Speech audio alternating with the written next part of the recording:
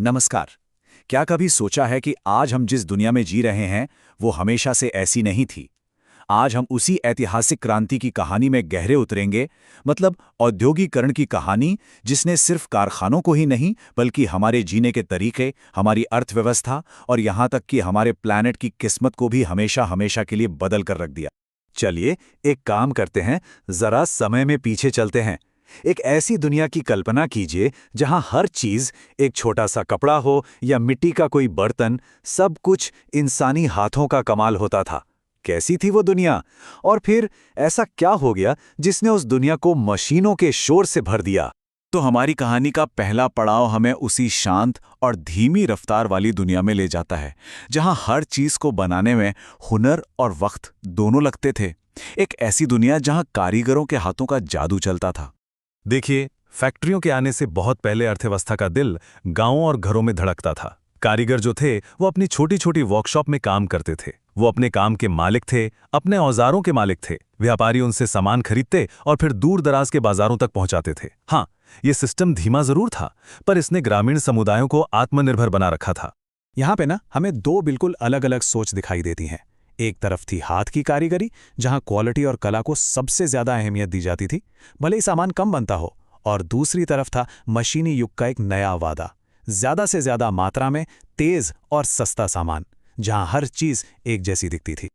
और यहीं से कहानी में एक जबरदस्त मोड़ आता है। यूरोप में कुछ ऐसे आविष्कार हुए जिन्होंने उत्पादन का पूरा खेल ही पलट दिया और एक नई क्रांति की चिंगारी भड़का दी। 18वीं सदी में ब्रिटेन इनोवेशन का हॉटस्पॉट बन गया। स्पिनिंग जेनी जैसे आविष्कारों ने कपड़ा उद्योग में तो जैसे क्रांति ही ला दी, लेकिन असली गेम चेंजर था जेम्स वॉट का भाप का इंजन। इसने फैक्ट्रियों को एक ऐसी बेहिसाब ताकत दी जिसकी पहले किसी ने कल्पना भी नहीं की थी। और यहीं से बदलाव की वो लहर शुरू हुई जो पूरी दुनिया में फैलने वाली थी। इसी के साथ जन्म हुआ फैक्ट्री सिस्टम का। और ये सिर्फ एक बड़ी सी बिल्डिंग नहीं थी, ये काम करने का एक बिल्कुल नया तरीका था। अब काम को छोटे छोटे हिस्सों में बांट दिया गया और हर मजदूर दिन भर बस एक ही काम को बार बार दोहराता था। काम घरों से निकलकर फैक्ट्रियों में आ गया और कारीगर की आजादी की जगह घड़ी की सुइयों ने ले ली।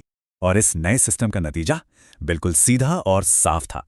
उत्पादन अब पहले से कहीं ज्यादा, बहुत ज्यादा तेज और सस्ता हो गया था। और इसी एक चीज ने दुनिया के भविष्य की दिशा तय कर दी।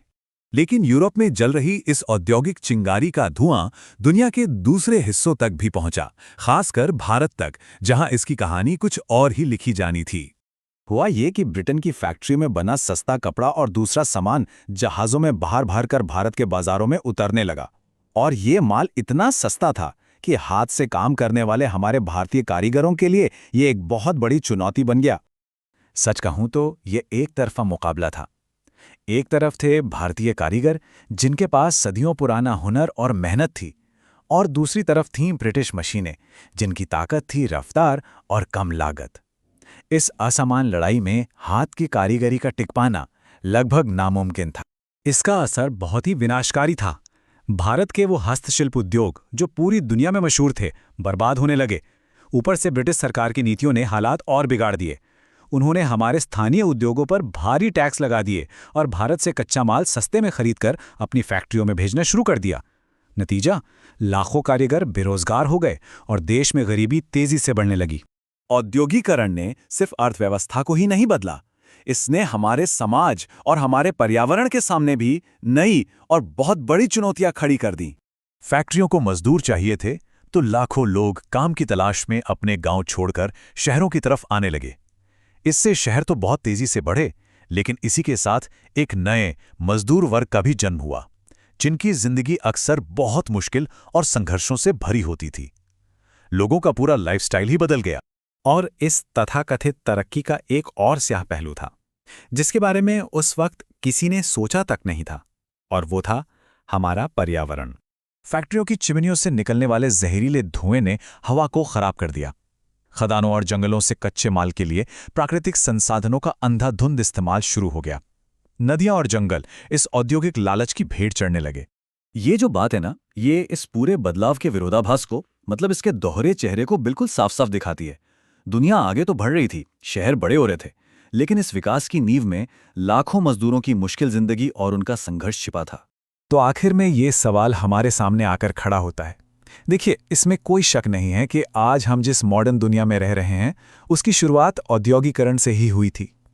लेकिन ये सोचना भी उतना ही ज़रूरी है कि इस सफ़र में हमने क्या पाया और क्या खोया। इस तरक्की की असली कीमत क्या थी।